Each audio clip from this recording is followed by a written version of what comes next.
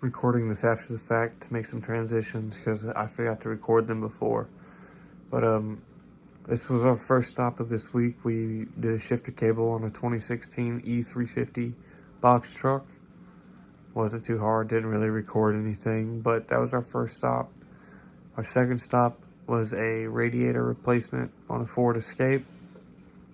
Didn't really record too much of it, but I did take some recordings in between here and there.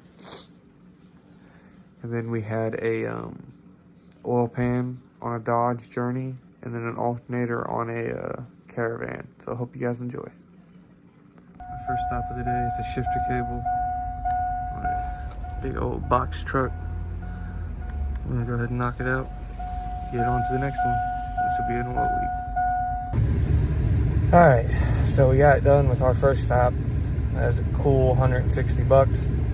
Now we're gonna go to our next one, which is just gonna be looking at, I believe, an oil leak and then figuring out where to go from there. They think it's a rear main seal. I wanna confirm that. I don't wanna assume, because that's a really big job if it is, so we're gonna have to find out. Knocking out a quick little radiator job, and we'll be done for the day. As you can see, we got the old radiator out. Got the new radiator right there. And we'll go ahead and start shoving it back together. Got us a little kitty cat coming to explore.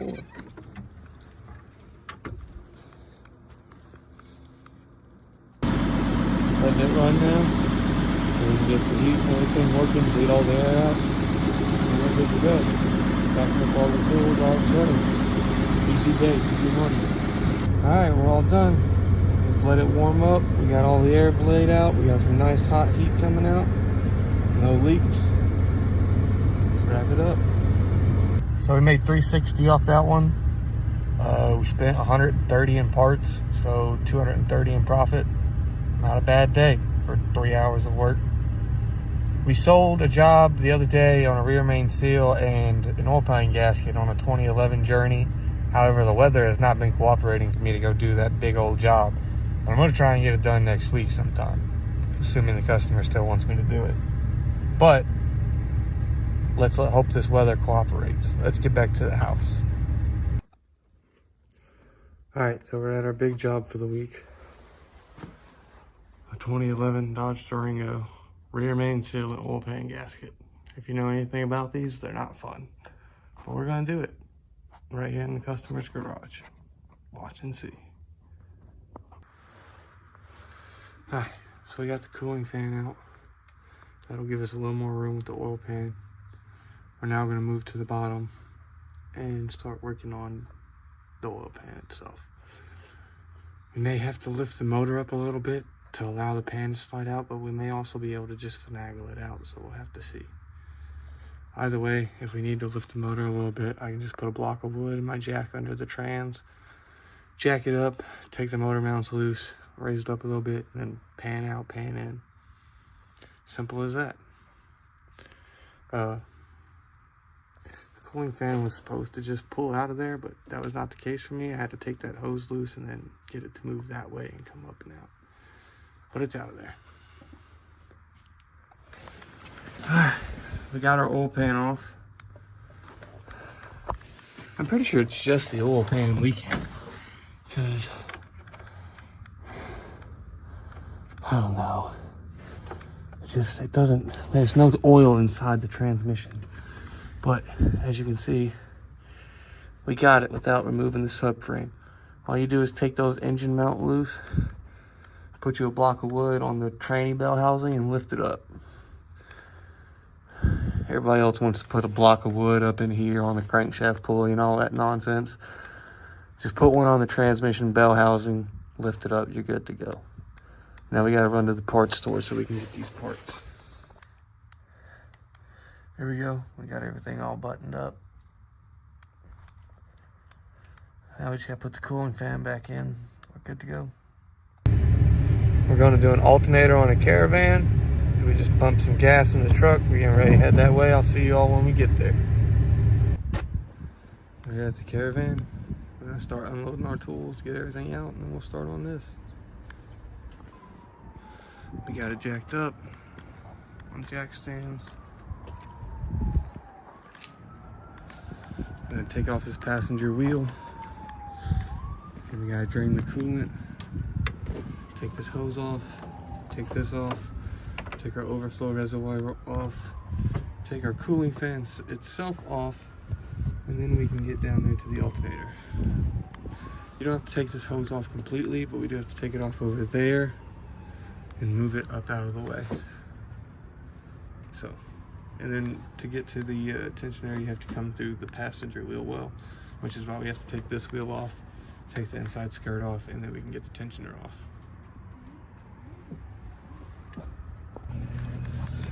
Alright, so we got our belt loosened there. You see the tensioner. Put your 3/8 ratchet in it and you go to the left. So you'll turn it counterclockwise. And then you'll slide your belt off of there.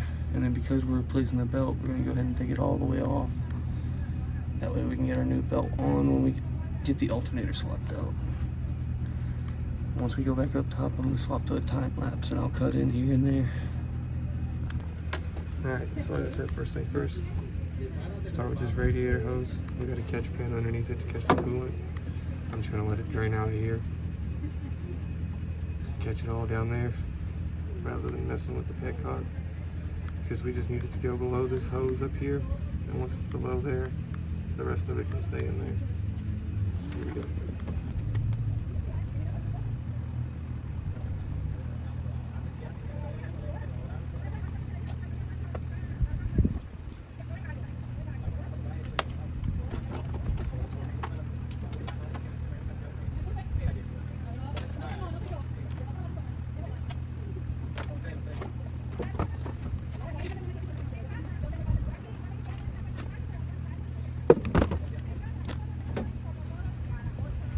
I think we might need to pressure test this once we're done, because there's no coolant in there.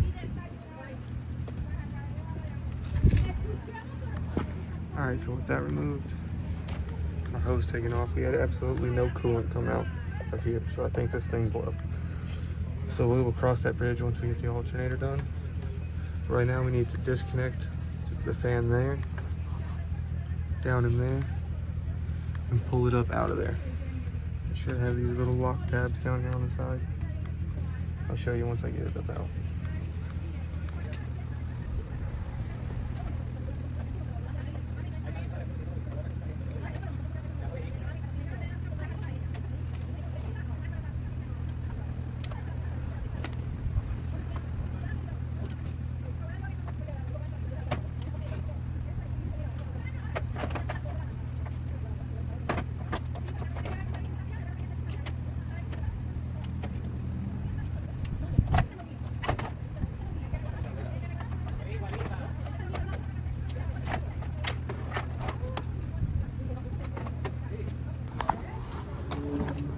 So, as you can see there, those lock this upper portion in place. So you'll just press those tabs in, and then the fan will slide up. You can take that connector off, and that connector has a locking tab, and then you get the harness out of the way and get the fan out.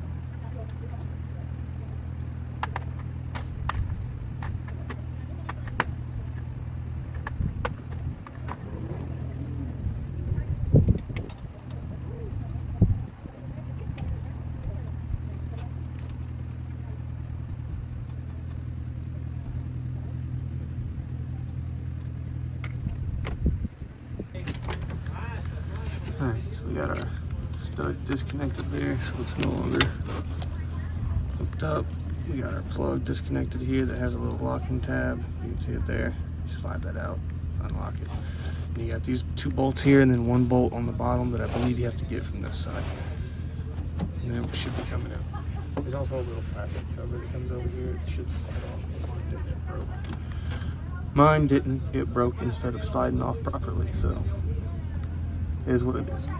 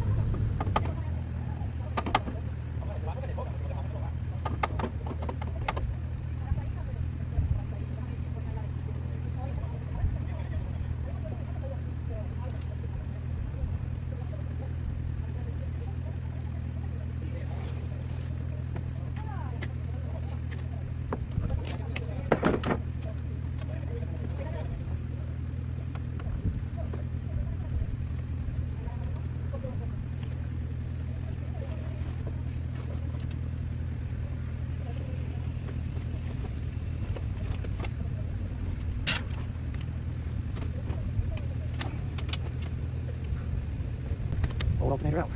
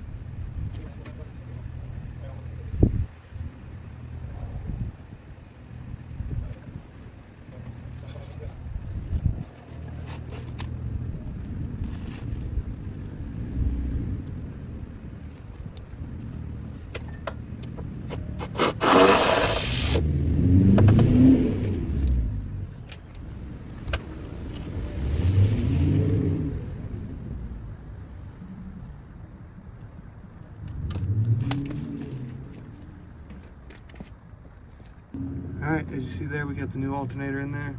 We'll go ahead and throw everything back together, wrap it up. Alright, we got the new belt on there. I'm going to show you guys it's charging. I'll show you the multimeter here.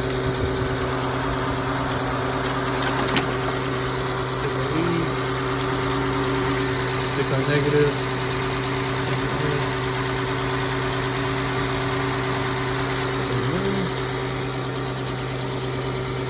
1461. That's the charging alternator, baby. We're good to go.